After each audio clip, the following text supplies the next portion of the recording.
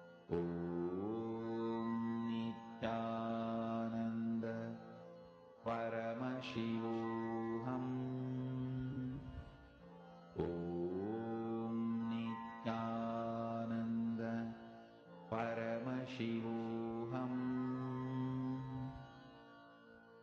Om Nityananda Paramashivoham.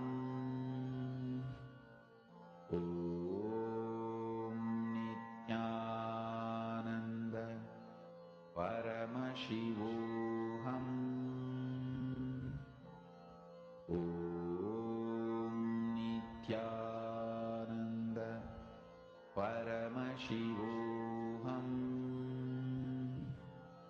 Om Nityananda Paramashivoham. Om Nityananda Paramashivoham. Om Nityananda Paramashivoham. Om Nityananda Paramashivoham. Om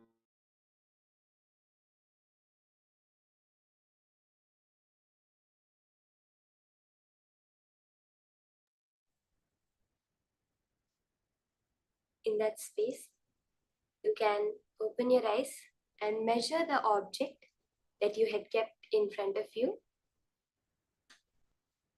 Check on the change in the height, in whatever features of the object. Just check the change. See, don't feel like, oh, it didn't increase the height, it only reduced the height. It is a manifestation. That one glimpse you have, Swamiji says, 9 seconds of thoughtless space is when you manifest powers. 21 seconds of a thoughtless space is complete enlightenment. So that few seconds when you sit in that intense unclutching, that is when the manifestation happens. So I request everyone, just measure back your object. You can post in the group. Ma Kirti Punekar, Ma Priyatma Surupini, Ma Anandeshwari, Ma Lala. I request all of you to just record, just check back on your object, post your manifestations in the Zoom, and let the whole group celebrate, because one manifestation is a manifestation of every single person. In that space, we are now going to be entering into the next session. The next session that we are going to be hearing from Swamiji is about completion with jealousy. Jealousy is such a fundamental thing, in the way we perceive life. We are taught to compete, this competition idea. We are taught from a very young age. You have to be first in class. You have to be first in sports. You have to be first in everything. That completion, bringing the space of oneness with everybody, is what is the powerful cognition Swamiji is going to be giving us in this next session. So let us listen to these higher powerful cognitions from Swamiji.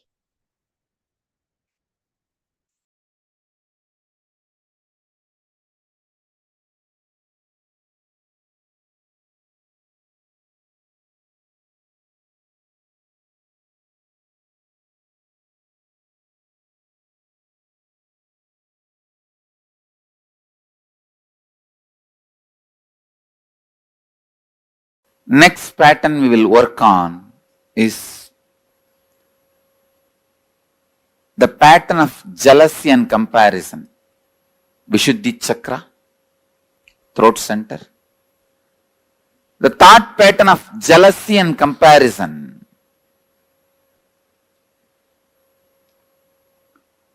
I tell you, most common and unaware engram is jealousy, comparison.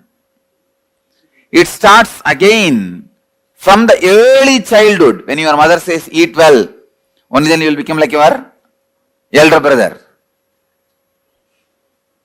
Study well, only then you will become like your father. Comparison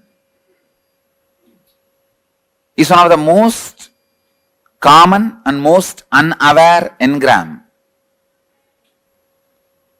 You compare wealth, you compare in health, you compare in beauty, you compare in education, you compare in intellect, you compare in practically everything. But you need to understand one thing.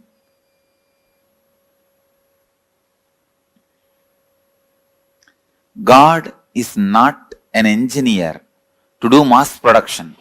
Only in mass production you can compare one product with another. God is an artist. He paints each one of you. He designs each one of you. He carves each one of you. How can you compare between one art piece and another art piece?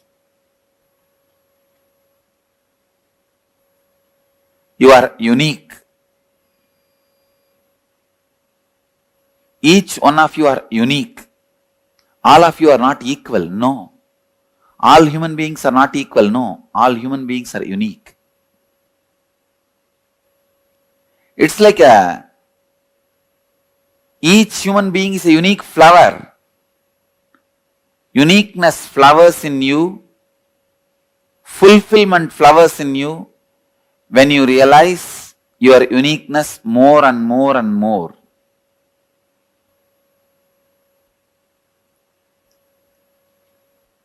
If you dig out the comparison engram, you will understand.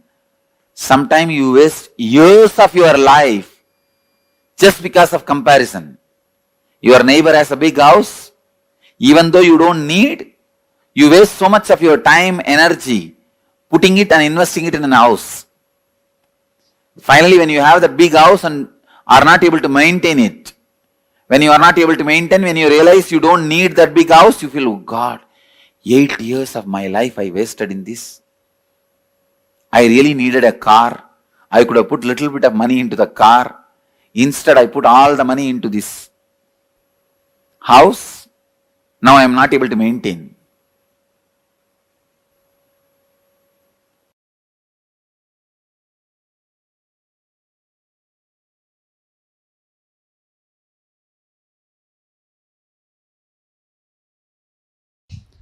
Please understand, if you are struggling with money, you are enjoying the struggle. You are not interested in manifesting. Please at least understand you are enjoying the struggle. You will feel abundance with your struggles. Oh, I want struggles and I have enough, let me enjoy it.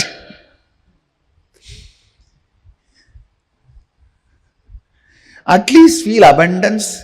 You want struggles, 2000 struggles around you, and you have 2500 struggles. Enjoy them.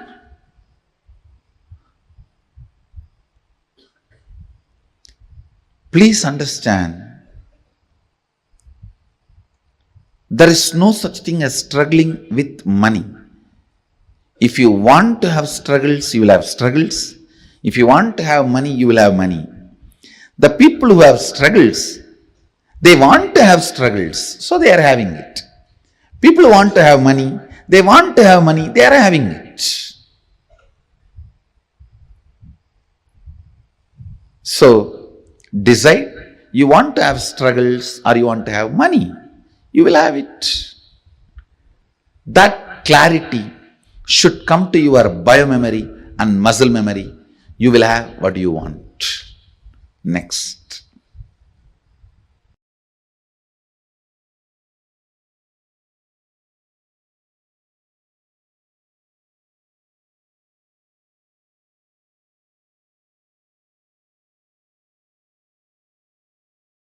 Please understand, in each of this, you have your vested interests.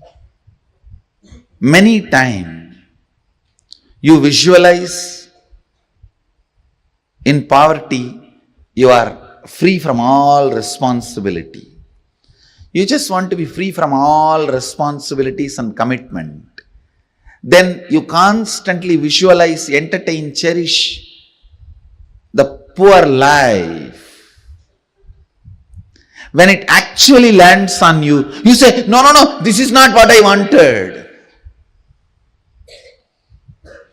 Without knowing what is going to come, you cherish, visualize, entertain a thought current. After you attract that, you think, oh God, I think I missed it. Please understand, universe is intelligent and compassionate.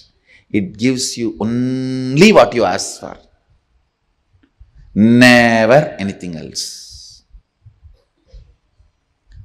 And if you have manifested poor health, unhappy relationship, poverty, look in why you manifested. Why you manifested. And dig it out from your muscle memory and biomemory, the root patterns. Why you manifested poor health, poverty, unhappy relationships, and complete it. You will understand you always manifested only what you wanted, knowingly or unknowingly.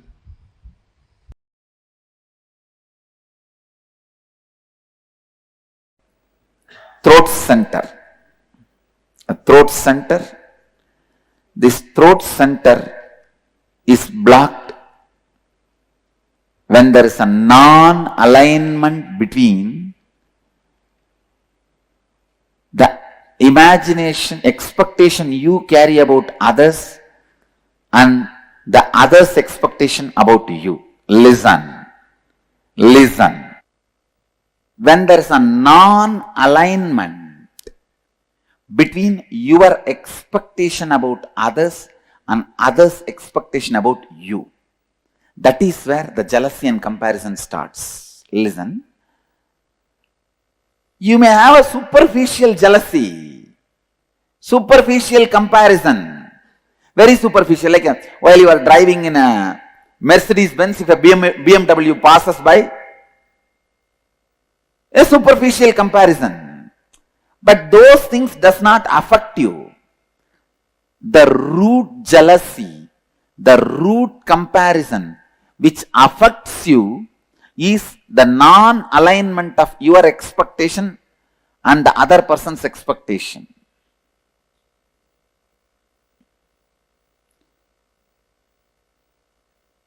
How many of you have in your life the non-alignment between your expectation towards them and their expectation towards you? Both of them are not in alignment. Then you have a problem in throat center. Anyakara is what you believe and project others to be for you as per your understanding. Listen. These are all like a legal definition. Anyakara is what you believe and project others to be for you. In this example, what I expect you for me and how I tell that to you. Clear? For example, now I am expecting Bhagavan to build a temple in Dallas, so I am expressing it to him. This is my Anyakara. He expects me should always honor all the words I utter and fulfill them. That is his Anyakara for about me. Clear? But now there is a non-alignment where I am fulfilling but he is not ready to fulfill. Clear? So his throat has a problem.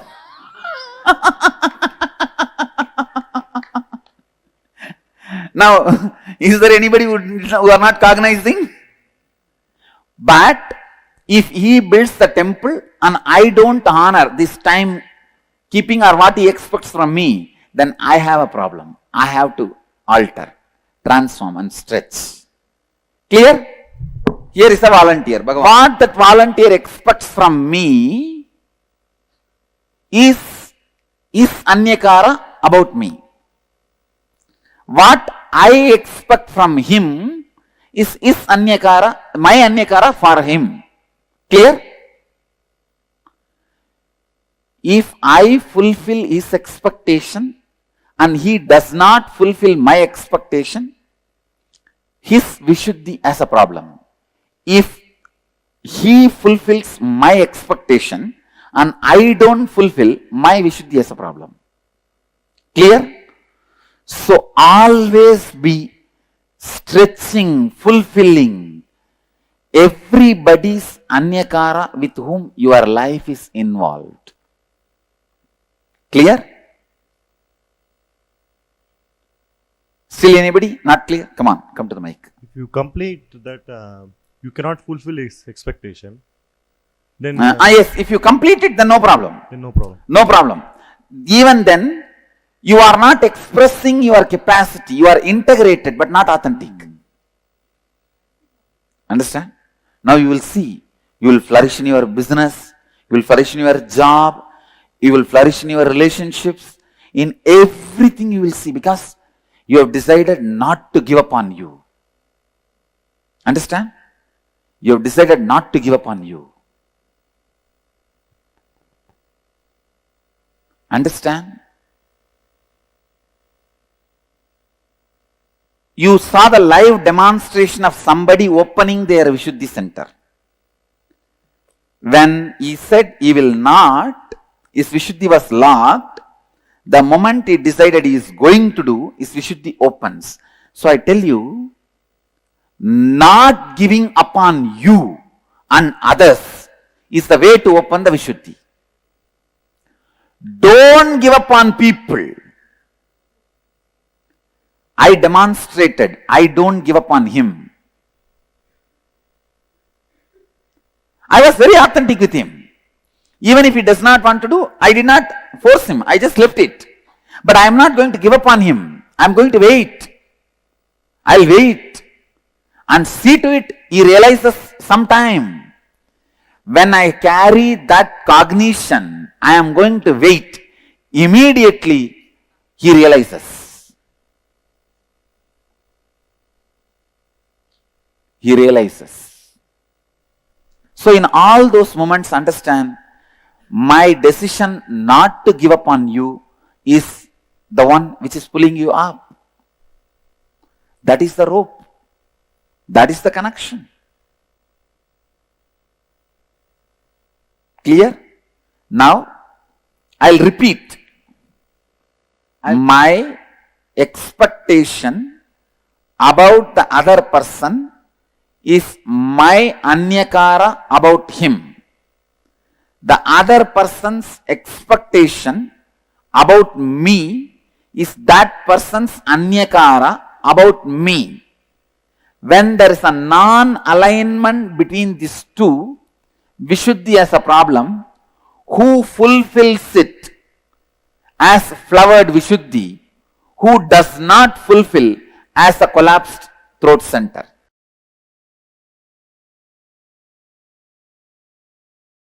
Now listen. Let me come back to emotion retention and emotion fermentation. You get multiple types of emotions, almost all emotions every day. Sometimes lust, sometimes greed, sometimes fear, sometimes the multiple versions of fear, sometimes worry, sometimes love, sometimes attention giving, sometimes attention asking, sometimes jealousy, sometimes comparison, various emotions, sometimes the willpower, sometimes arrogance, sometimes frustration, different emotions. I can describe all kinds of emotions you get. But logically, through your conscious decision, the thought currents or emotions which you cherish stays inside you and starts getting fermented. The good news is no emotion gets fermented inside you. No fermentation of emotions happens inside you without your conscious support. You should understand that.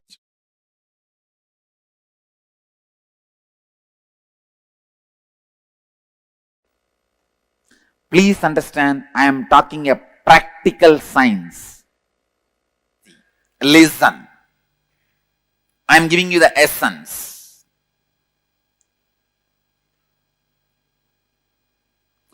Whenever there is an inauthenticity in Anyakara, you end constantly comparing yourself and your life with others. You end up with jealousy, hurt, anger, suffering. Then you are caught in comparison and jealousy. Jealousy is outcome of deep innate violence you carry. Listen, I am putting it in a better way. Please understand, when somebody expects something from you, when their image about you demands your expansion, you are not interested in expansion. The violence you have, you show towards them as jealousy, saying, you expect this from me? Come on, now I will expect this much from you. You prove. Getting it? Cognizing it? How many of you are cognizing it? Jealousy starts to justify. Listen. Jealousy starts to justify you not fulfilling others' image, or, listen, jealousy starts to justify you not fulfilling others' image. Understanding? See, I will not fulfill what he wants from me because he does not fulfill what I want from him. And I will expand what I want from him before even thinking whether he is going to fulfill or not. If he has 10 million, I'll put it as 100 million I want from him. Then go there and say, see, he is not fulfilling my 100 million, so I'm not going to fulfill what he wants from me. Getting it? Cognizing it? Jealousy starts as the justification. Clear?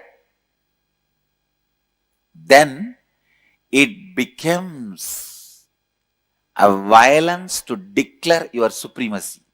Let me tell you, cognize, listen. First, hey, you have 10 million. If I ask 10 million, you may give. No. I'll ask 100. So you can't.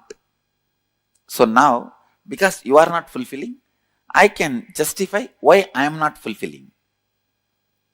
Why I am not expanding me to you? Because you are not expanding you to me. As a justification, jealousy starts. Then you have justified to many people that why you are jealous. Why you are jealous. Why you are jealous. You are justified to many people. And many people have fallen with your argument. And they say, all right, you are right, you are right, you are right. Then the jealousy doesn't keep quiet. It declares, now I am the supreme. Listen. For example, I say, hey, give me 100 million. You are not giving. So now I am also not going to fulfill your image about me. Then this fellow, yes, he says, yes, right. He falls. Then second fellow comes. For him also, I am not going to expand to you because you are not expanding to me. Justification. He falls. So one by one, when people start falling, suddenly you declare, hey, I am the most supreme. How many of you are cognizing it? Do you see in your life, in some areas, you have declared supremacy? At least one area you have to declare supremacy to keep yourself alive. If you don't declare supremacy, even in one place, you cannot tolerate you. How many of you are cognizing me?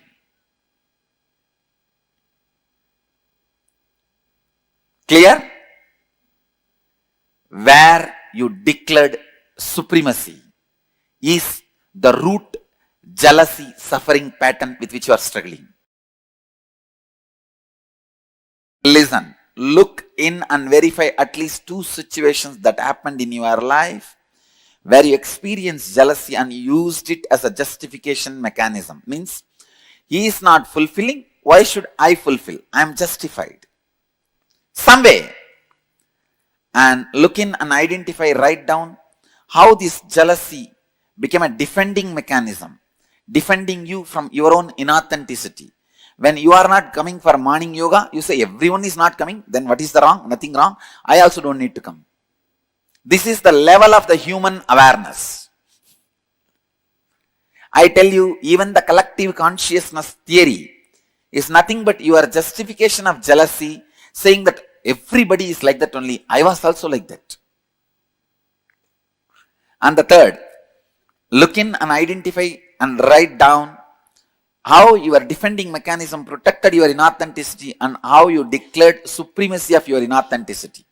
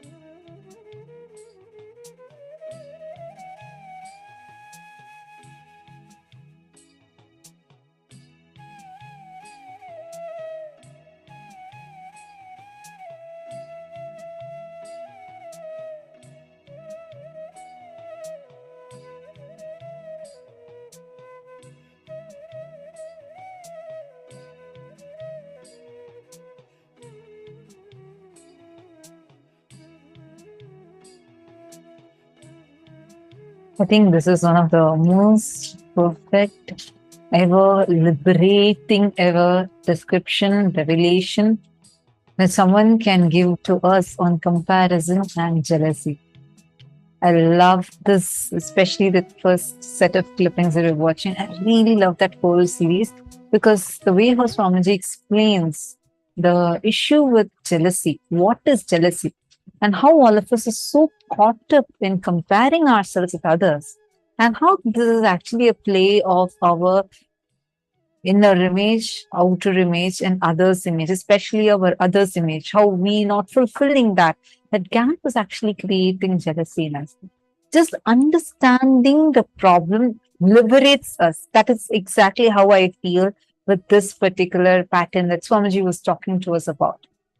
Now, I request all of you, I know I saw that so many of you are clicking with what Swamiji was revealing. I request you all to take a few minutes and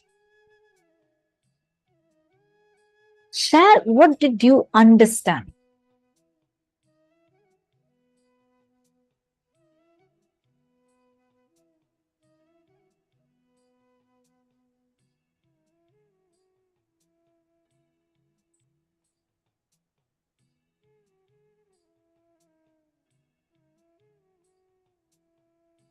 Take a few minutes and please post what did you understand saying about how this comparison and jealousy happens in you.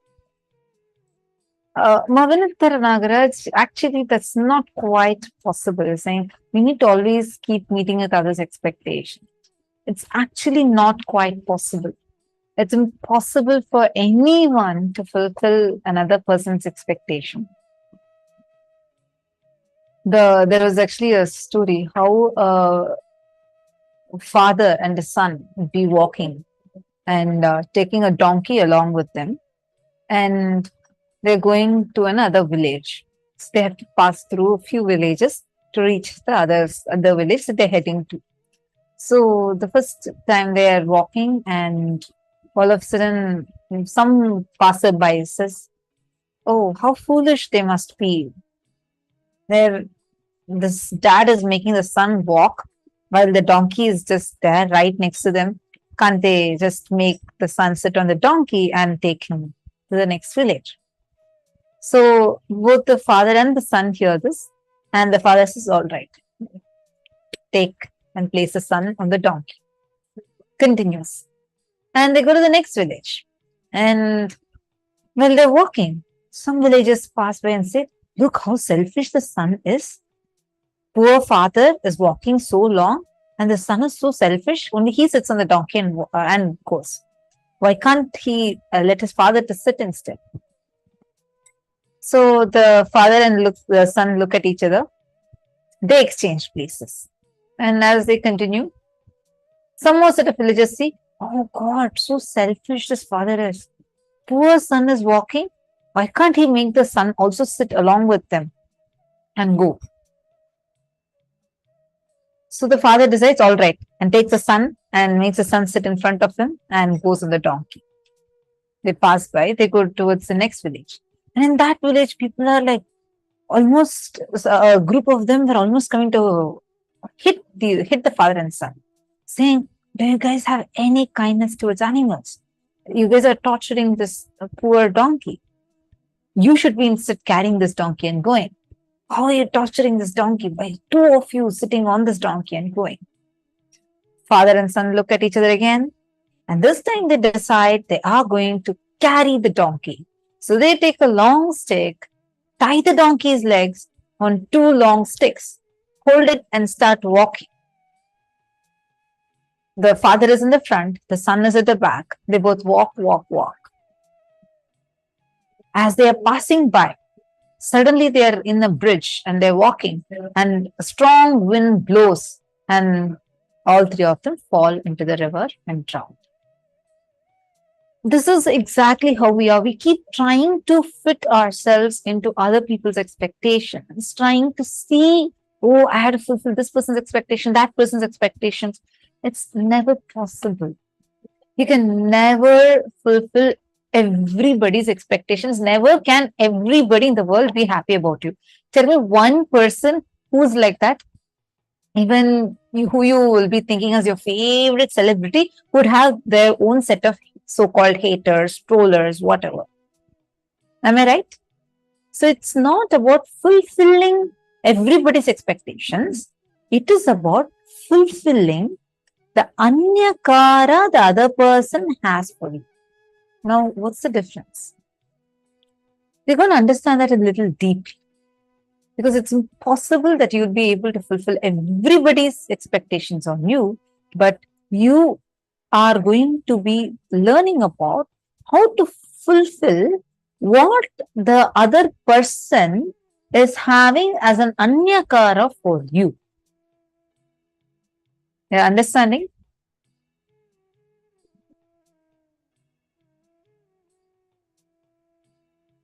You need to understand this a little deeply.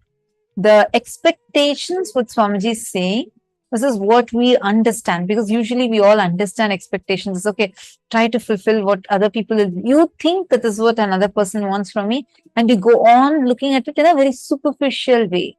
And that sometimes itself becomes a way how we start comparing. But here you need to look in as to what is that expectation a person is having from you. We're going to learn this in detail in this exercise. Listen carefully, and we're going to go step by step. See, if you dig out your comparison, you'll understand. Sometimes you waste years of your life just because of comparison. Your neighbor has a big house, even though you don't need, you waste so much of your time, energy putting it and investing in a house. Finally, you have a big house and you're not able to maintain it. And when you're not able to maintain it, you realize you don't even need a big house. This is like in the social media trends, right? Every time a trend is coming, oh, this product, everybody has to get this product. And like the whole market is crazy. People want to go buy that product just because, oh, your friend bought it, let me buy it. I want to buy it because my neighbor bought it. Oh, that person has this person has it. And actually, do you really need it? In a few days, it'll be lying somewhere and you even forgot that you got such an item. You're understanding. Understand, universe is intelligent and compassionate. It gives you only what you asked for, never anything else. And if you have manifested poor health, unhappy relationship, poverty, look in. Why you manifested it? Dig it out from your very muscle memory and biomemory, the root patterns, and complete with it. Only then you'll understand you always manifested only what you wanted, knowingly or unknowingly. See, Swamiji explained so beautifully about this expectations thing. When you say, I want to fulfill everybody's expectations of me, we deal it in a very superficial manner. But when you start identifying, go with each person, based on whatever is your declared outer image and declared inner image. You have said, for example, let's say that you are declaring yourself. Declaration doesn't not always mean that you have to go and announce to everybody. For example, for your children, it's an automatic understanding that you are going to be a loving, caring mother. So, let us say that your son is getting so attached to to the neighbor much more than you. You start feeling jealous of it. So, feeling why? Because deep inside you feel he's expecting me to be very loving towards him, because that's what is aligned to even your inner image and outer image, your declaration about you. And you feel that you're not able to keep up to that. But that gap, you start feeling, you start filling it with violence and start reacting to the other person with violence. You'll actually see like, oh, does she cook as much as me? Does she care as much as I care for you? The other day, I made sure that your hair is combed, but the neighbor auntie, she didn't even think of all of that. You start coming up with reasonings like this. You start seeing how because you are not able to fulfill what the other person is expecting out of you, you fill it with jealousy. That violence is jealousy. Uma has posted, I found it interesting that jealousy is connected with the third center, Vishuddhi Chakra. Much deeper explanation than people normally give. Absolutely. Actually, Ma, you should definitely read a book called as Guaranteed Solutions by Swamiji. Oh my God, it's so amazing. So amazing. Actually, Swamiji has authored almost 1,300 books. And Swamiji has made all these books available completely for free. Till date, never a book has been sold for any price. It's never like Swamiji distributes all these books freely, and definitely download this ebook called Guaranteed Solutions. Such an amazing, amazing book. It talks about all the 7 chakras, and it'll give each chakra what it is blocked by. Just listening to Swamiji's revelation on comparison and jealousy liberates you from it. How many of you are understanding about this comparing part? And how many of you are able to recognize the violence? Many times you feel like just because you feel you are not able to keep up with the other person. See, Ma Vinita, I just want to see, because earlier, I think Ma Vinita only, right? You had posted saying we have to fulfill everybody's expectations all the time. That would make it feel like it's impossible. That's why I just wanted to explain to you. It's not about fulfilling everybody's expectations all the time, but what you have declared yourself to be. For example, now let us say that your parents, okay, you have a desire to be a software engineer. You want to build yourself as a software engineer, but your parents want you to be a doctor. Now there's a conflict. They expect you to be a doctor and you want to be a software engineer. This does not mean you have to give up on your dreams and go and become a doctor. Nor does it mean that you should go fight to them and go become as a software engineer. It's neither of these. If you address it as just as fulfilling, everybody's expectations, I should keep saying yes, it'll make you only feel restricted and powerless. So that's why I just wanted to correct that. I think you had posted it now. So that's why I said it's not about fulfilling everybody's expectations, but it is about what you are declaring yourself to be. When people are expecting you to fulfill that anyakara, you are declaring yourself to be a good daughter to your parents. And you love your parents and you're declaring yourself to be that. So their expectation of you, that good daughter, includes that you would listen to them. So when you actually complete and look at it, the way you would operate would be completely different than when you start comparing, saying, oh, my sister alone is getting to do what she wants. I'm not getting to do what I want because probably my parents love her more. You start getting into those delusional thought currents, which is why you should start first understanding where the issue is. What is it that needs to be addressed? Ma Saraj is saying, my friend's son is a gambler and has wasted a lot of money. We can't say she wanted it. Actually, Ma Saroj, honestly, there's nothing that we manifest without us wanting it, including our suffering. You may wonder, probably in our past birth, somewhere we might have thought, I want to have the suffering. No, it's not in your past birth. Even now, many times, we cherish our victimhood. We cherish the struggles we go through. You feel like you have not achieved something if you have not struggled for it. Something comes. You feel like, I have not done the struggle. Many people find that as a blockage even for power manifestation because they have not struggled for it. You feel it's not just a struggle, but even the worrying part. We're so addicted to worrying. We feel when worrying is missing, some anchor for our life itself is missing. So, as you inside, when you cherish it, you are giving that as an order to the cosmos. Every time you tell your victim story to a person, How do you remember it? It is you cherishing that thought current. And it's like you're placing an order to the cosmos. Cosmos will say, Tatastu, so be it, let it happen. And you manifest it and you wonder, when did I ever wish for this? It's not always you would have wished exactly for that particular action, but the result that it would give. What kind of a thing it is going to be making it as a reality for you. You're understanding? So, I mean, of course, you cannot answer for your friend, but it's the feeling, what feeling she is getting is what she had aspired, knowingly or unknowingly. It's not that every time consciously you say, I have to suffer, I have to suffer. No, no, I'm sure we all are not sadistic like that towards ourselves, but we do cherish our victim feeling. We feel so uh, rightful, justified to say how all these people treated you, how no one understood you.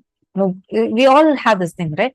Nobody understands me. Nobody loves me. This person hates me. That person hates me. Life is always like this. All these cognitions, whenever you cherish it inside you, you're saying, hey, this is my order to the cosmos.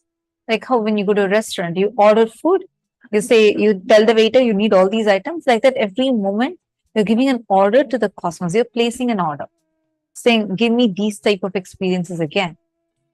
So it's what we aspire for. Maybe it happens with the different intensity.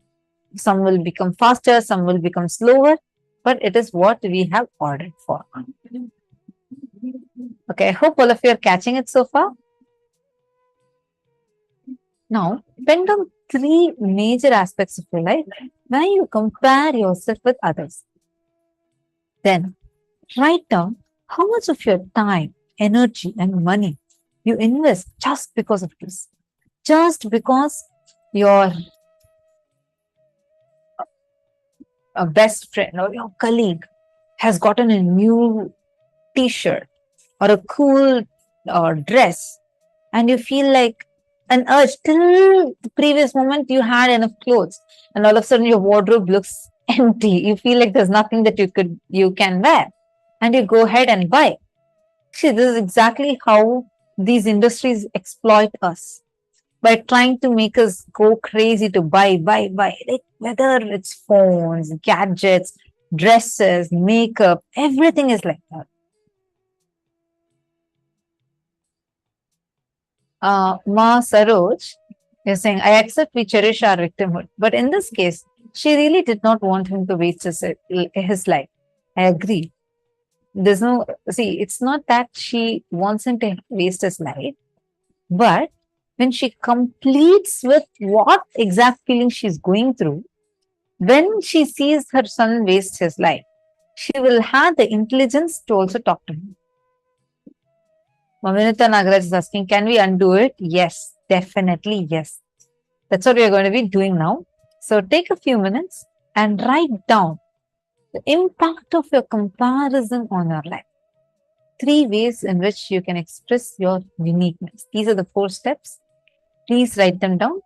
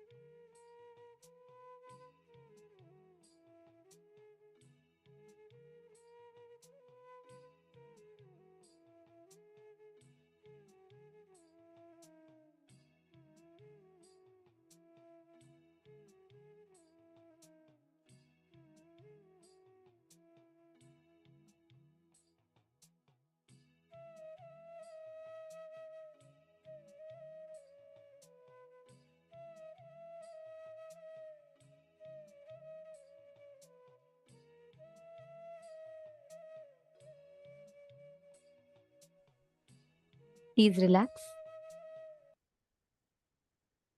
Now, let us all enter into the power manifestation where we manifest this exact cognition whenever your inner space blossoms without any kind of comparison or jealousy. Your inner space starts manifesting that as reality. Whenever your inner space blossoms without any kind of comparison, without any kind of jealousy, you start manifesting powers. You start manifesting the ability to see, the ability to alter the reality, the ability to change things as you want. All of these extraordinary powers you start manifesting. Now, we're going to be doing this exact same thing. Now, all of you have written down. You all have finished completing, right? Okay. Now, what you're going to do is sit in that same space with that decision and complete with all the confusion, dilemma, anything that is there in you. And sit with the decision to manifest without any comparison, without any jealousy. Whenever you have a confusion, Ma Vimala, go ahead and you can ask your question.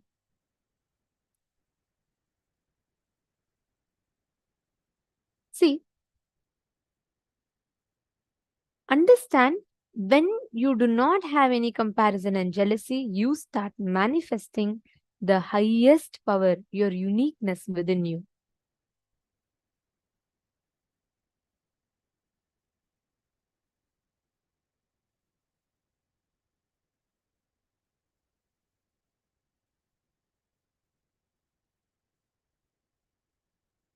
So, Ma Vimala, you have asked a question.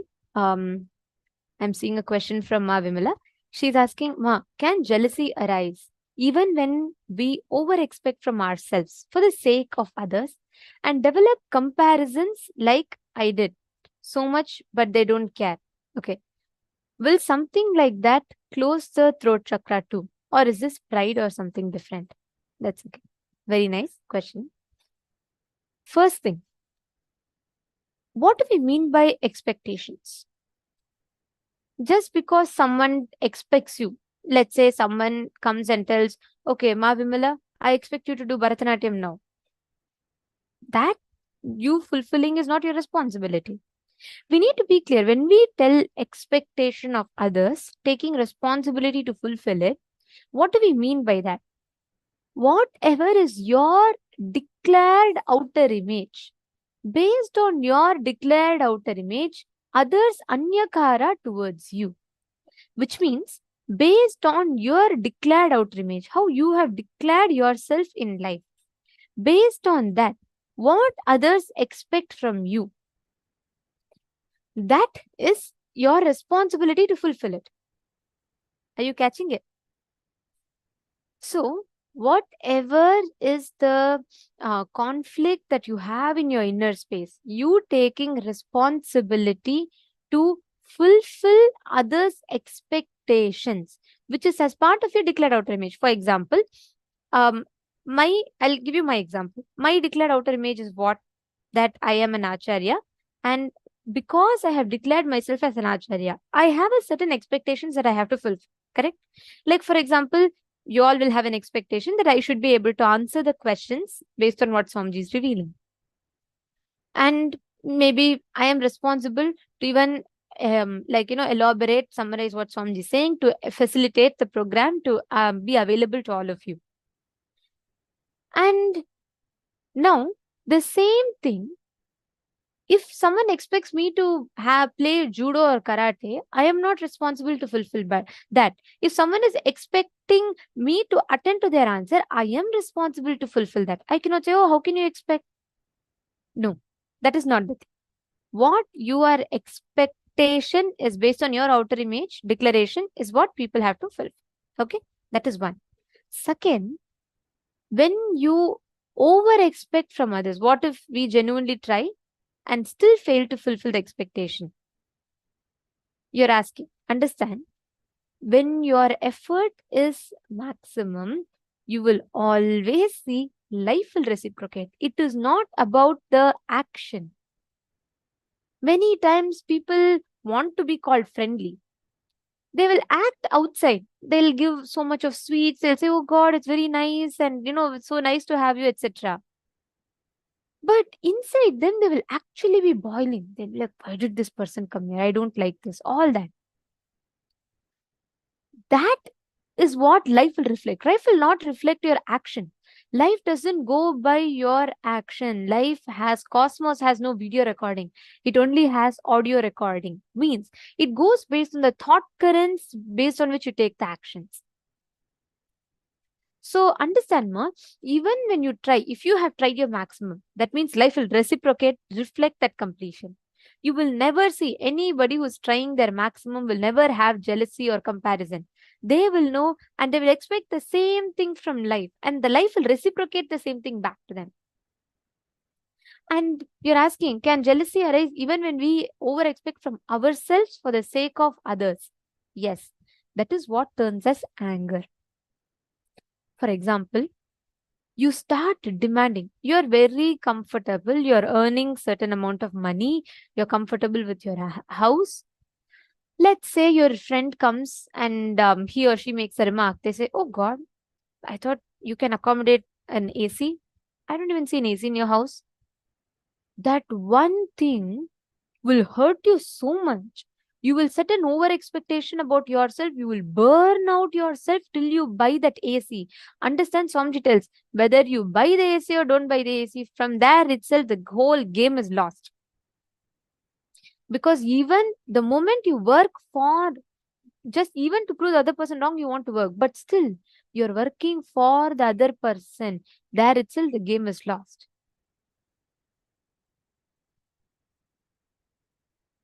Ma Vimla is saying, now I understand the importance of my outer image and others' image of me.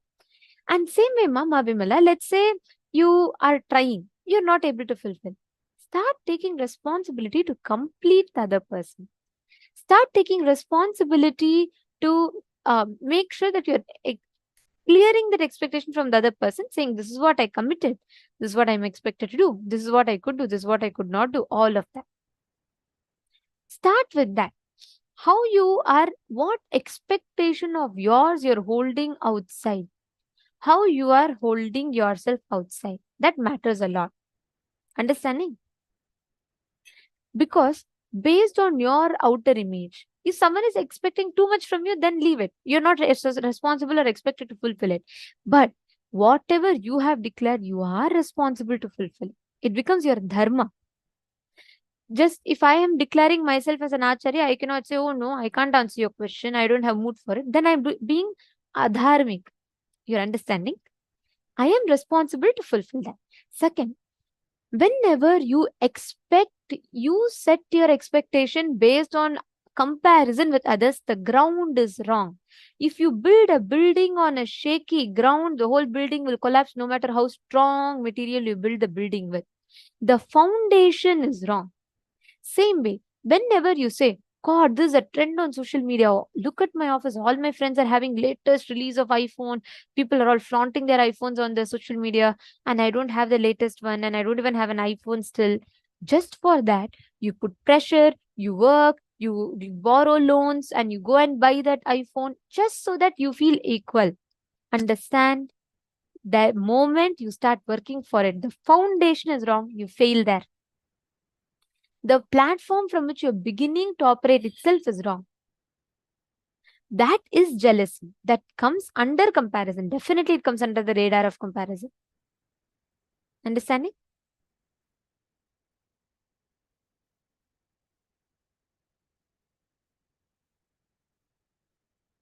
Identity, outer image by ourselves. Is that the foundation Maili is asking?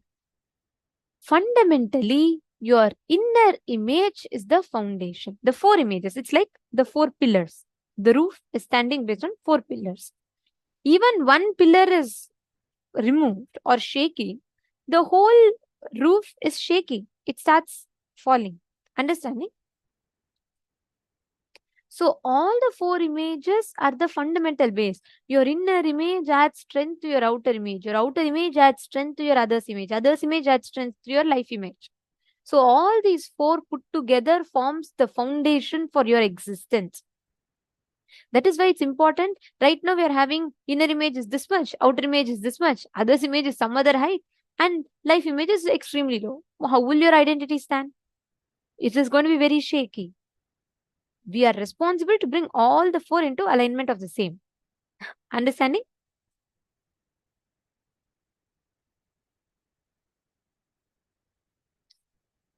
Now, I request every one of you to sit, connect intensely to Swamiji. Start manifesting this power. The power of being able to use your conscious will and decreasing the size of the, increasing the size of your height, like increasing your own height. Declare consciously, say, Swamiji, with this cognition, let my inner space expand. See, right now, all of you are completing with your comparison and jealousy. The moment you decide all your comparison and jealousy you're completing, you'll see how life will reflect it for you. Sit now. Measure your current height. And from there, all of you can take the measurement of the current height and start manifesting the power to increase the height. Chant the Mahavakya.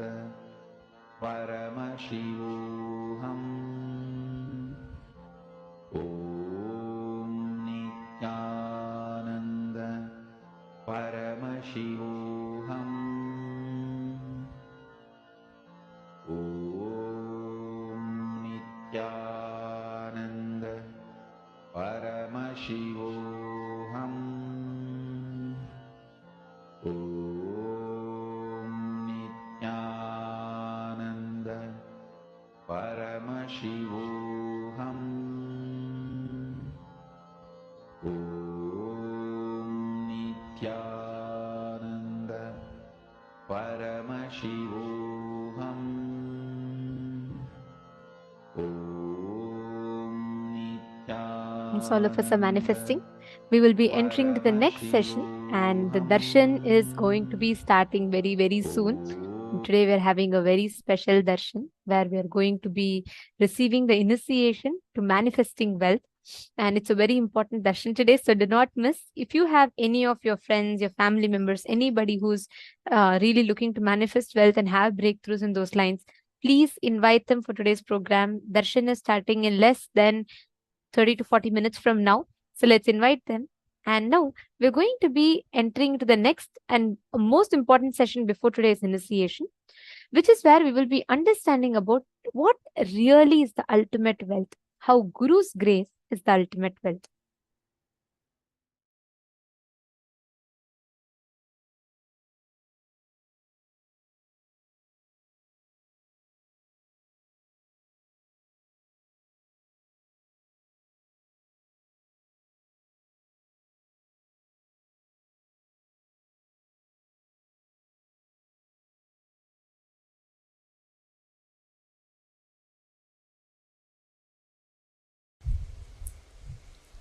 There are only two forces in your life. One, gravitation.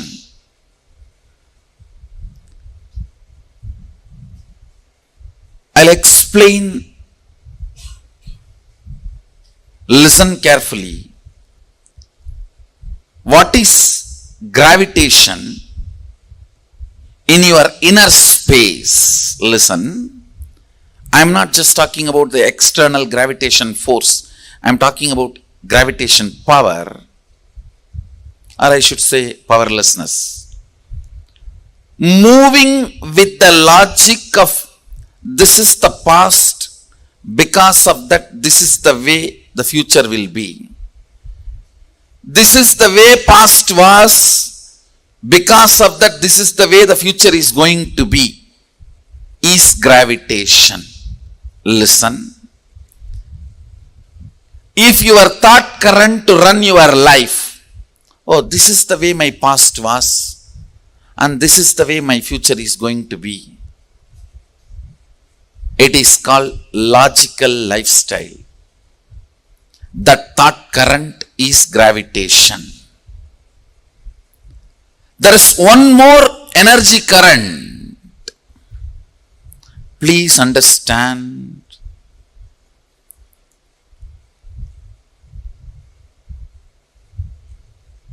The thought current I explained. This is the way my life was, so this is the way my future will be.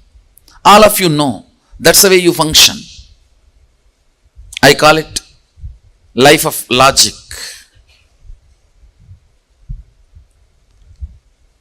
But there is another one. Energy current.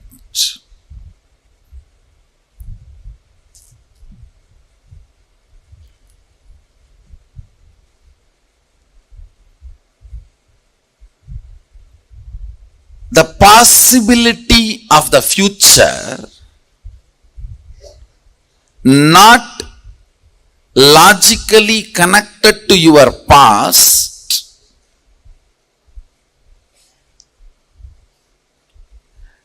not logical continuity of your past, because of some conscious intervention.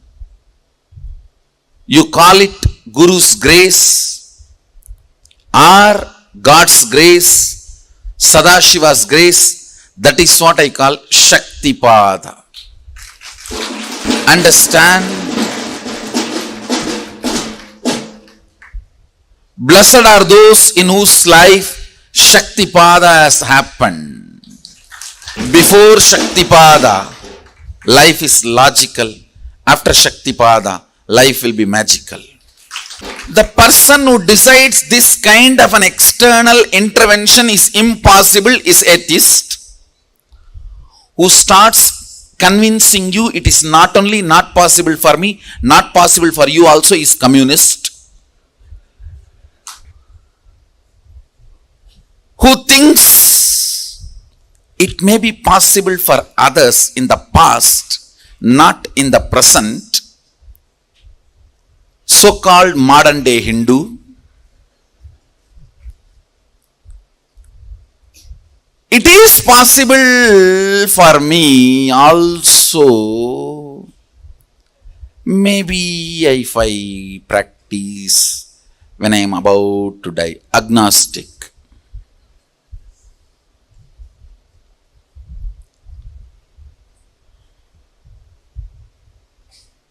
It is possible if I practice yogi. Happened, we are celebrating Nityanandites.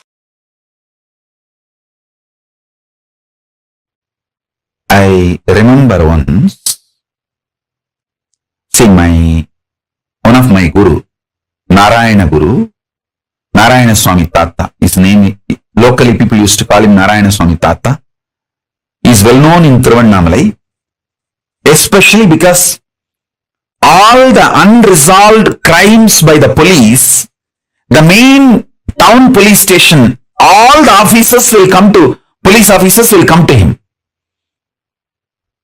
All the police officers who worked in Tiruvannamalai town 30 years before, they know this Narayana Swami Tata whom I am talking about. This Tata is instrument for building a Devi temple in Tiruvannamalai police station. In Tiruvannamalai police station, inside the station, there is a Unnamulayamman temple, Devi temple. That temple was built by the police people, and this Swami, Narayana Swami, was responsible for it. And that is a separate story. I'll tell that story later. Now, you listen to this Narayana Swami Tata's Leelas and few things. All these police people will come to him for resolving all the unresolved crimes. He will use his powers and give all the details. Where that criminal is hiding, where that thief is sitting, where that stolen goods are kept. Even in the murders, he will tell very clearly who has murdered, how the murder happened, and police will go and solve the crimes. One day, one person caught in a crime, not because he did a crime, but he was in a wrong place with the wrong people. So his friends took him, saying that, come on, let's go for rounds to roam around. Without telling this person they are all planning for committing a crime, they just took him like a company. But when they went there, they all committed the crime which the team committed the crime. This fellow went there without knowing that the plan was a crime. And this fellow was a devotee of this Narayana Swami Tata. Listen carefully.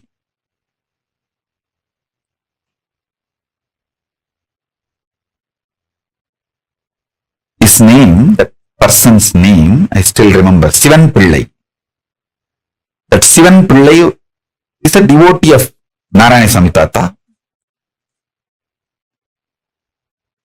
That Sivan Pillai was called by his friends, come on, let's go for a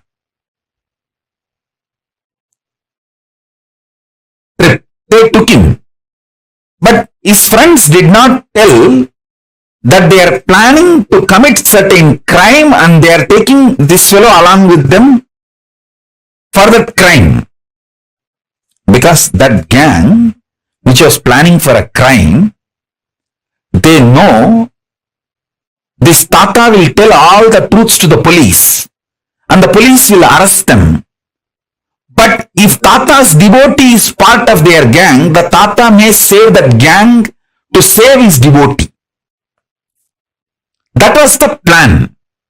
So they took this Sivan Pillai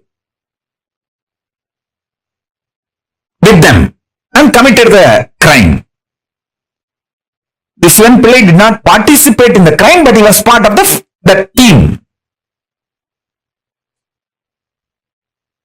He ran back to Tata, Narayana Swami Tata, and begged him, please save me. I did not do the crime and they lied. They did not tell me that they are going to commit this crime and they just took me with them. Even though I have not done the crime, but I was part of that team when the crime was committed. Tata said only one thing. All right, go and sit. He particularly mentioned one cave in Arunachaleshwara hill, in the Arunachala hill. He said, go and sit in that cave. Don't come out of it. You will get the food inside the cave. As long as the food comes to you, don't come out. Eat, stay, don't worry, don't come out. This fellow is such a obedient disciple, he went and did the same. As usual, the police came to Tata to resolve this crime. And Tata gave all the instruction and he showed all the team fellows and all of them got arrested other than his devotee.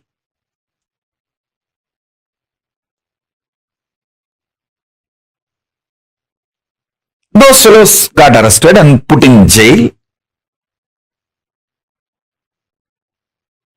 I was seeing the whole scene, means when the devotee Sivan Pillai came and cried to him. I think that Sivan Pillai must be still alive in Tiruvannamalai. Because at that time he was 30 maybe. So now he may be 70 or 60s. He may be still alive. I'll tell our autobiography team to go and interview him and bring him to pre-satsang hosting if he is still alive.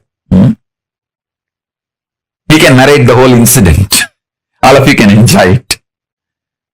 And I was witness for both the scenes when Sivan Pillai came and cried and then police came and reported the crime and he resolved the whole crime and everything. I asked Tata, you could have just saved Sivan Pillai because he did not commit the crime, he was only in the scene. If you did not tell his name, that's enough. Police is not going to go and arrest him. Why did you tell him to go and sit in the cave? Then Tata told me, hey, Illada Thambi, he told me in Tamil, I'll tell exactly in Tamil and then translate. Illada Thambi, அவனுக்கு பந்தனம் இருக்குடா, அதனால பந்தனத்தை பந்தன யோகமா மாத்தத்தான் குகைக்குள்ள போய் உட்கார்ந்து தியானம் பண்ண சொல்லிட்டுண்டா. இப்ப பந்தன சாபத்திலிருந்து பந்தன யோகமா மாத்திட்டேன்டா, அவனுக்கு பிரச்சனை சால்வ் ஆயிருச்சு. Means he was supposed to get arrested in the Graha situation. He has the jail. Instead of jail, he changed it into Bandhana Yoga, means withdrawal from society. And he was meditating, and the same punishment is now used as transformed into tapas, and that fellow got some powers because he obeyed the Guru work. See, if he has gone to jail, he would have been physically, mentally broken, lost all the best things he had in his life. But Bandhana got converted into Bandhana Yoga by Guru's grace, and he got all the best things in the life. He got powers, blessings of the Guru, got saved from the jail and all the other social stigma associated with it, everything. He got all the best instead of all the worst. The Guru's grace, Guru Bhakti. And that fellow was so deeply devoted to the Guru, he just obeyed whatever Guru said. He did not say, oh, how will I get food? How will I get water? How will I go for 1, 2, 3? He did not ask any of the questions. He just went and sat in that cave, did not come out. And even I don't know how many days he was there and how he managed 1, 2, 3. I know for sure after that he was very healthy. And he did not have any legal or any problem. And he started even manifesting powers because he obeyed the Guru's words. The possibility of bandhana became converted into bandhana yoga. Bandhana Saba got converted into bandhana yoga by Guru's grace. Guru can change everything. I should say, listening to Guru can change everything. More than Guru can change everything. Listening to Guru can change everything.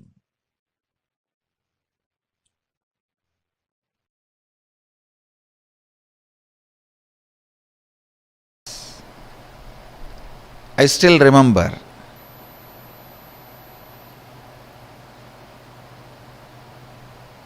I was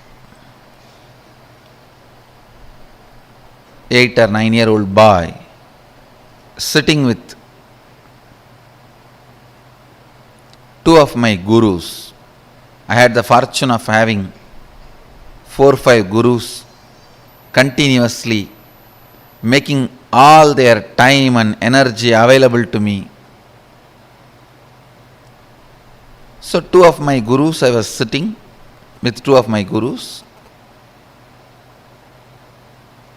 and the temple bell rang. The lifestyle in Arunachala is so beautiful. You know it is morning only when you hear the temple bell. You know it is breakfast time by listening the crackers in the temple. Every puja, there will be temple crackers. All the 6 pujas, there will be temple crackers. Only listening to that sound we know the time. So the temple bell rang, means Nevedyam. The food is being offered to Sadashiva. Both my gurus immediately looked at me and said, go and bring the prasadam. After the Nevedyam is done, it will be given to all the devotees. It will be shared with all the devotees. They both were sitting in one corner and asked me, go and bring. I went to the place where they distribute the prasadam and waited. Puja was over. The rituals got completed and they started serving. And I stretched my hand and the priest gave 1 share. It's like one share itself will be almost like half a kg rice. In one big leaf they'll give. And then the pujari was telling, the pujari saw before going to the puja that I was sitting with both my gurus, and the pujari is very greatly devoted, highly devoted to both the gurus. So the pujari saw and told me, hey, take 2 more for them also, they are sitting. Take 1 for you, take 2 more for them. I was a little reluctant because one of the boy and girl who were my classmates are standing in the queue next to me. They laugh at me, taking so much, all for one person. So for this purpose only you are sitting in the temple whole day. That's the way they usually make fun of kids. So, and I know already they are gazing at me in the mood of making fun. I felt little pride. I am from a big family, and again I have been told from beginning that you are from big family and you have to behave yourself like that in the public. So I told the pujari, no need, this is enough, and I brought the Nevedyam to both my gurus. They asked, hey, where is our share? Did the pujari not give? As if they both eat. Actually, both the fellows doesn't eat anything. Very rarely they will touch and put 2-3 grains in the mouth and give it to other people who are sitting with them. And I said, no, you don't eat. You eat rarely. This is more than enough for all three of us. They asked, no, did that pujari give or not? I said, yes, he gave. He wanted to give. He asked me, take 2 more to both the swamis. Then they asked, why did you refuse? No, behind me, my classmates are standing. They will make fun of me that I am taking so much. Am I going to eat so much? And for this food only I am in the temple. They will tease me. I don't want to get teased by them. So I brought only my portion.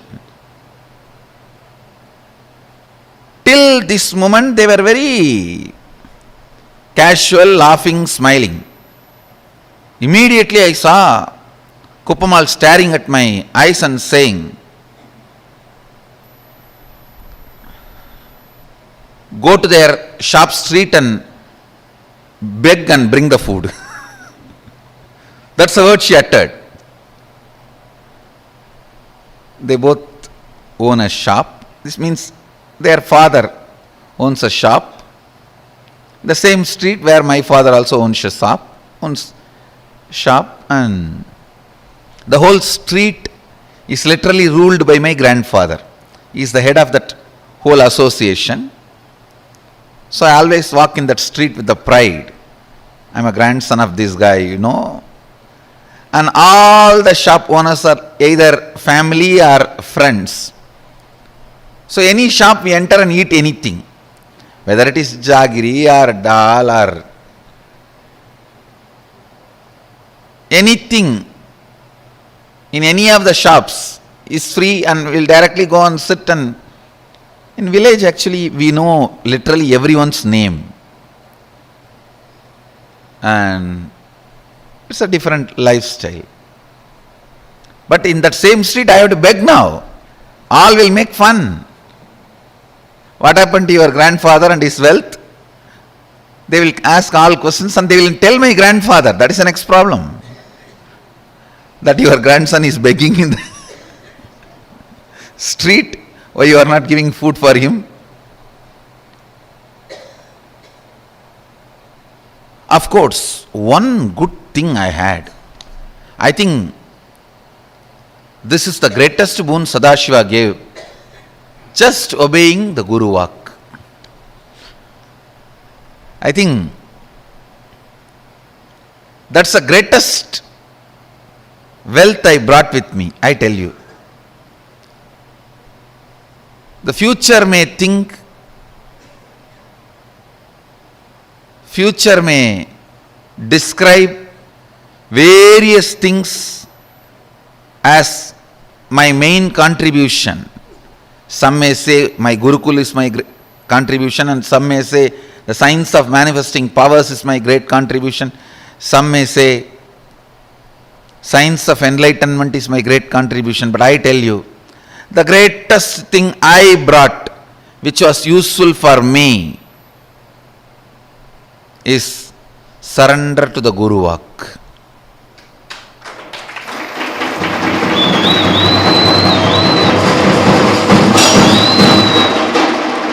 if any of you feel in a very short span, in a very young age, in small number of years, I have done big work. Whoever feels, if you feel that, if you want to know the secret, I tell you,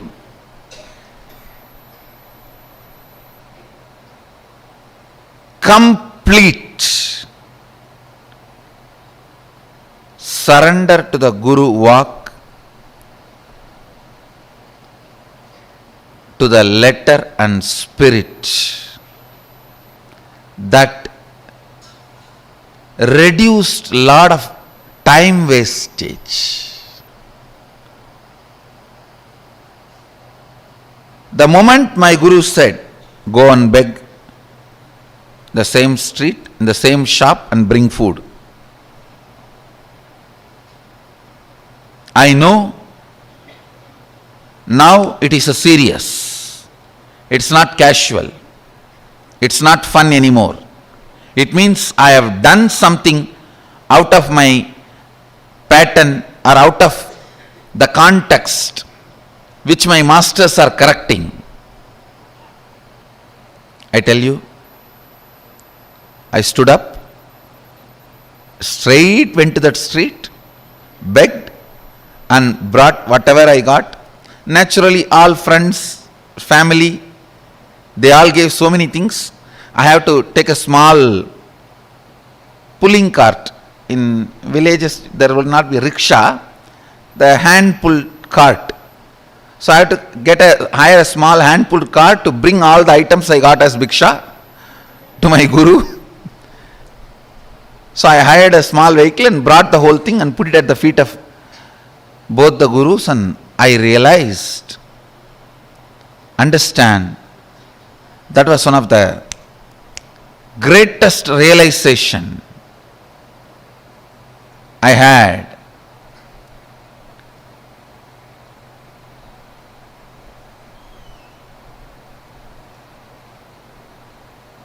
I should not be bothered about imaginary opinions of others. I tell you, the liberation that happened at that moment is still now useful for me.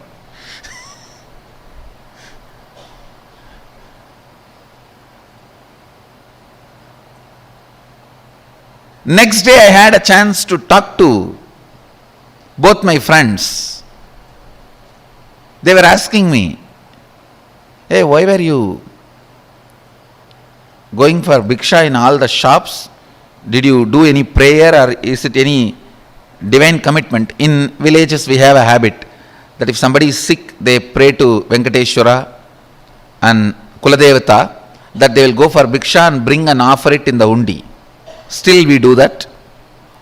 Every Puratasi month, all the Vaishnavas, they go for bhiksha and take it and offer it to Vishnu temple, and Shaivites every Margasirsha month go for bhiksha and offer it to the Shiva temple. They asked, when both the friends asked me that, hey, did you have any prayer? Why were you begging?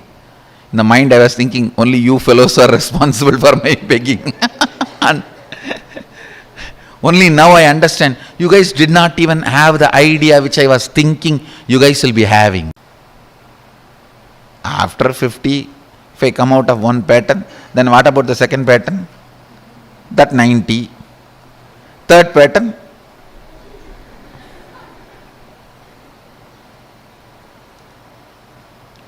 The implicit surrender to the Master's words have reduced tremendous wastage of life.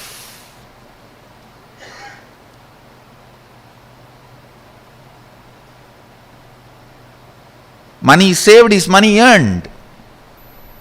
Time saved is time earned. Life saved is life earned.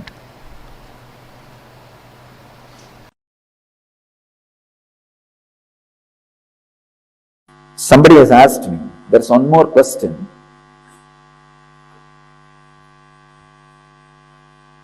What is it that is really working for the seeker? Is it self-effort or Guru's grace? This is one of the important problems seekers face in their life. Is it Guru's grace or self-effort? If it is self-effort, why do we need Guru? If it is Guru's grace, why should we do any self-effort? I am solving this paradox, this problem once for all. Understand, you need to have self-effort to be in Guru's grace. You need to have Guru's grace to have self-effort. Both are not contradictory. When you catch Guru's grace, put your self-effort to be in the grace. Avoid all the negative talks, negativity about the master and you.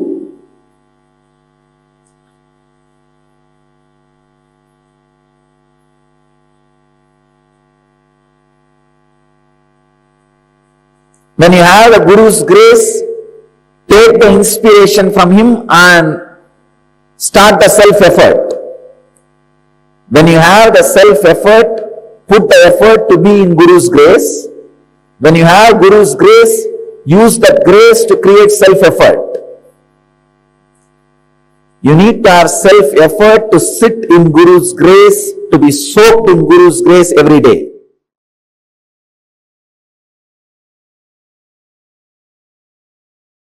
The beauty of Hinduism is it does not claim monopoly over Nirvikalpa Samadhi or enlightenment.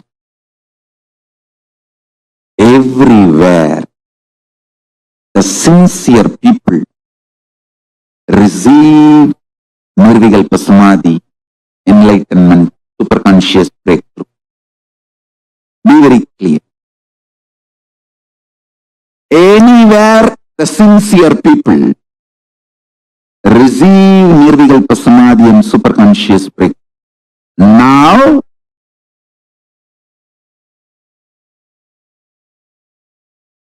I have been sent to planet Earth to initiate, inspire, emanate this Nirvikalpa Samadhi, superconscious breakthrough, to give you the experience continuously. So all of you receive the stimulus package from Paramashiva first. Listen. Sincere practitioners, either you practice unclutching, completion, oneness,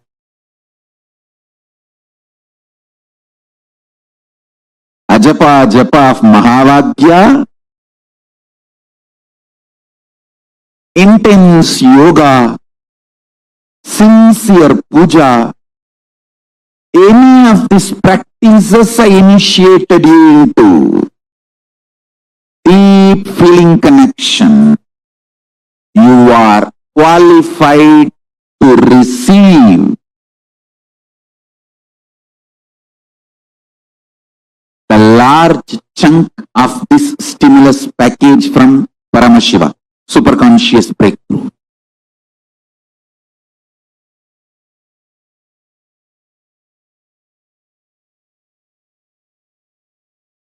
One good news is with Paramashiva there is no separate lobbying.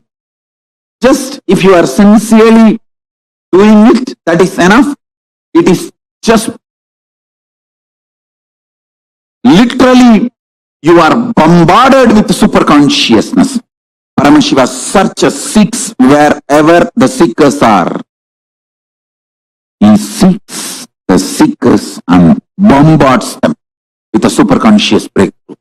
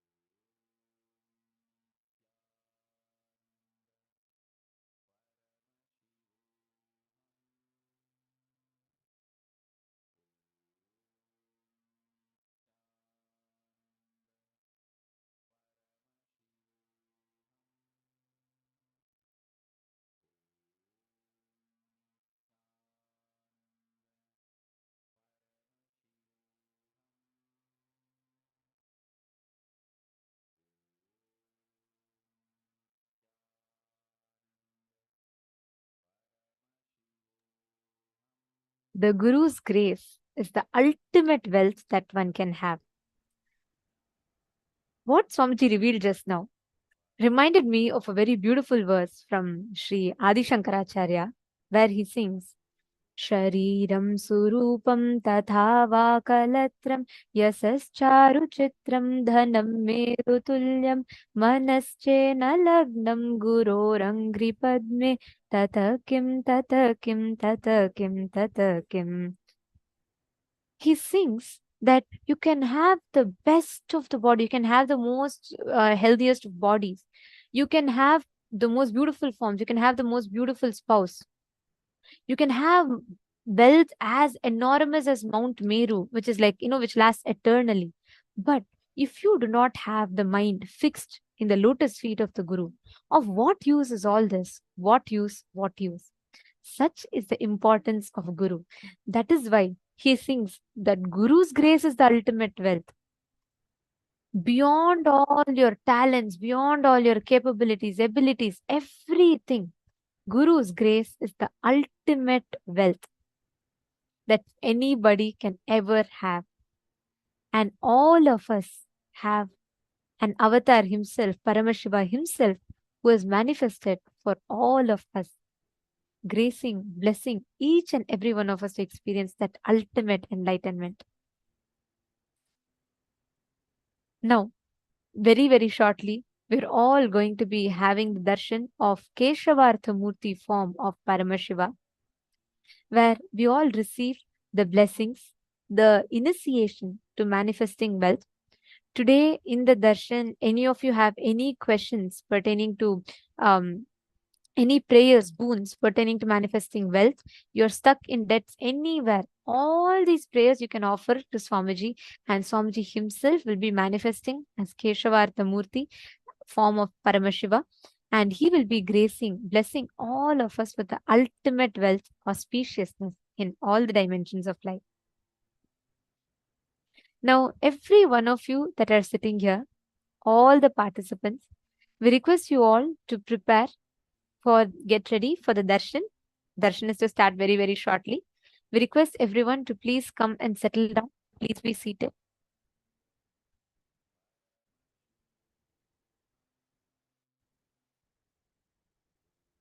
And make sure you're all visible.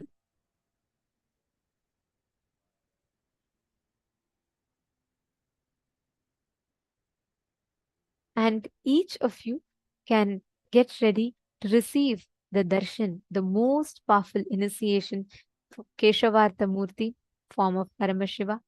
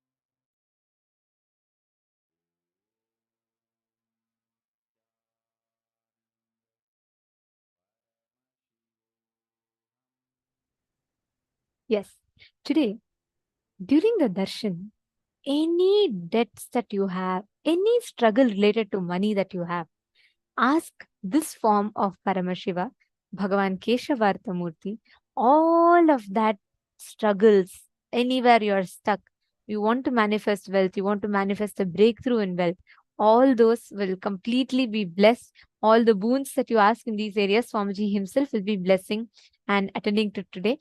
And you can ask any boons you want, but today is very specific for wealth. So if you would like to ask, you can ask all the wealth related prayers. And especially if you have anyone from your family, your friends, your family members who is stuck in manifesting wealth, who really is looking for a breakthrough in the dimension of manifesting wealth, please invite them. They all can come for the darshan today, and they all can ask the prayers, boons to Paramashiva himself manifesting through the Nija Avatara, through our beloved Swamiji. And we will now be chanting the Dhyana Shloka of Keshavartha Murti. Meditate on this form of Keshavartha Murti, where Paramashiva merges in oneness with Parandama.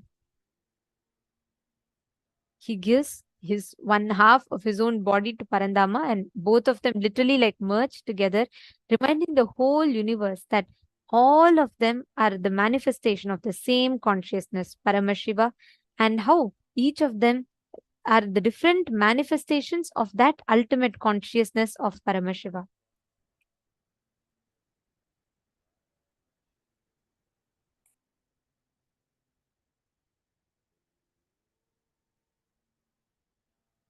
तव्यांगे विद्रुमाभं शशिधरवकुटं भस्मरुद्राक्षभूषं वामाङ्गे श्यामलाभं मणिमकुटयुतं पीतवस्त्रातिशोभम् सव्येटङ्काभयं स्यादितकरयुगे शङ्खं कौमोदिकी स्यात् किञ्चिल्ललाटनेत्रं विलसतु पुरतरः श्रीहरेर्धदेहम्.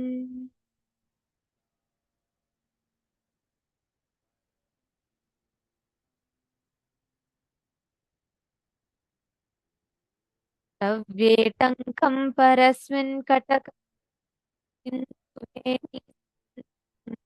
वामार्धे सत्किरीटं जलनिभं व्याघ्रचर्माम्भराढ्यं फालर्धे लोचनार्धाकलितसमपदं शुभ्रयज्ञोपवीतम् हर्यर्धं नौमि शम्भुः सकलशुभकरं सर्वसम्पत्कराढ्यम्. The form is beautifully described. Right side is Shankara and left side is Parandama. Shiva, Paramashiva, is reddish in color, smeared with bhasma, having crescent moon on the Jata Juta. He is wearing Rudraksha Mala and having third eye on his forehead. Ganga is on his head. He is wearing the tiger skin with white sacred thread on his shoulders. On the left is Mahavishnu with blackish body. He is wearing the golden crown studded with jewels. He is wearing golden dress and he is wearing gold necklaces, earrings and everything. This Harihara Murti is having 4 hands, the right hand gracing with holding the tanka. On the left, Paramapada Vishnu Parandama is holding his natural hand with mace and holding conch, the Shanku. This form of Paramashiva and Vishnu blesses us with all the auspiciousness, standing for eternity, gracing the whole humanity. The next is the Dhyana Shloka of Ekapada Murti. The Ekapada Murti form of Paramashiva is where he stands merging Parandhama, Parabrahma, everything into himself. Ekapada Trimurti, Tripada Trimurti and Ekapada Murti forms of Paramashiva.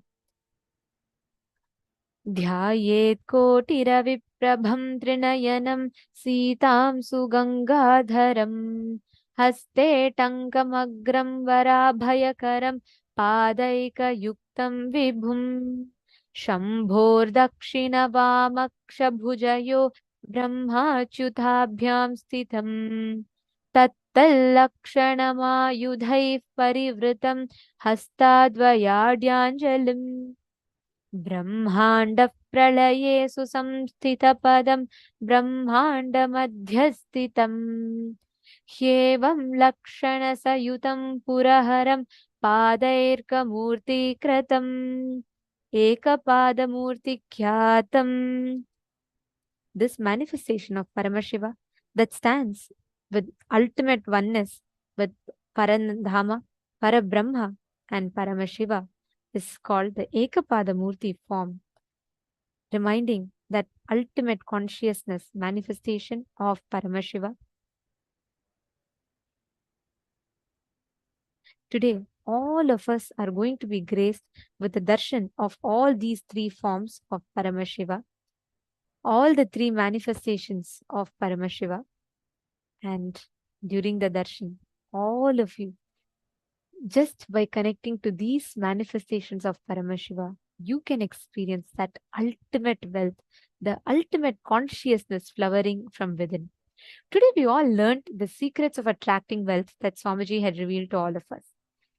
What is the principle? How you can attract wealth in your life? How you can become a wealth magnet? How you can create wealth as you want? What is the secret to that? What is the inner space that you're supposed to be having to create wealth should be like? We all also did the workshop where each of you had written the conflicting desire, contradictory desires, and complicating desires. In Hinduism, Swamiji very beautifully explains how just each of these principles, the Hindu Dharma, the Dharma Chakra, the whole principles that each of you learned today, be it about the truths about conflicting, complicating, contradictory desires, or how you can attract wealth, the truth what Swamiji revealed about intense creativity, or the exact technique that Swamiji revealed about how the concept of money, where you contribute to the society so that society contributes back to you so that you can continue contributing to the society. Based on all these principles is what Swamiji has established the Kailasa's economic principles, as Paramashiva himself has ordained in the Vedas and Agamas. It is with these principles that is standing as a foundation that the whole economy of Kailasa is revived by the Supreme Pontiff of Hinduism. Actually, if you see our Hindu civilization, which is the longest surviving civilization on planet Earth, has this responsibility as the source of the societal structure in Hinduism. Be it the Varnashrama Dharma, which is extremely misconstrued and which is manipulated and presented, or be it so many various aspects of the social structure. All of them are rooted on this principle of responsibility, which is why to this day, despite of all the persecutions that is there, Hinduism is still to this date the longest surviving living civilization. From morning, we have been learning about the various concepts of wealth. What is wealth as per Hinduism? And Swamiji also beautifully explained how wealth that is created, the Shankanidhi and Padumanidhi, very beautifully Swamiji explained the difference between wealth that is created and wealth that is grabbed or trying to be possessed. Our Hindu economy is designed so beautifully in such a way where it is a contributing economy. And the way how Kailasa's economic principles are, it is so beautifully designed that the whole thing is based on contributing more and more to each other's lives, enriching each other's lives. If you see, even the so-called all the false news that is spread about Varnashrama Dharma, actually Swamiji very beautifully reveals how the whole structure of Varnashrama Dharma, we all hear about caste system. The moment you Google about Hinduism, one thing that almost always comes synonymous with it is all the misinformation about caste system. Unfortunately, even Hindus are not aware of it. Even Hindus start despising and they start hating the caste system. But Swamiji very beautifully reveals about how this amazing, the most smartest, absolutely interdependent, amazing resource distribution is what is Varnashrama Dharma. Swamiji explains how Each pillars of Hinduism is made, the society is made interdependent on each other, such that there is no manipulation, there is no corruption, there is no cheating, there is no power grabbing in our social structure. That is why Hinduism was one of the best economic principles out of all the countries in the world. Just Akhanda Bharata alone contributed to 64% of global GDP at its zenith. Even after the Mughal invasion, after the persecution and attack, we still managed to contribute to more than 24% of the global GDP single-handedly. Our system was so beautifully, meticulously designed in such a way that all the major pillars of the society are interdependent. Somjay explains how. Knowledge, weapons, wealth, and land. These four are the main pillars of Hinduism, right? If you see, the knowledge was vested with the Brahmana Varna. All the knowledge, all the best knowledge of Hinduism was given to the Brahmana Varna. All the weapons and the knowledge about the weapon arts, everything was given to the Kshatriya, who took the responsibility to protect the whole land, to protect the community.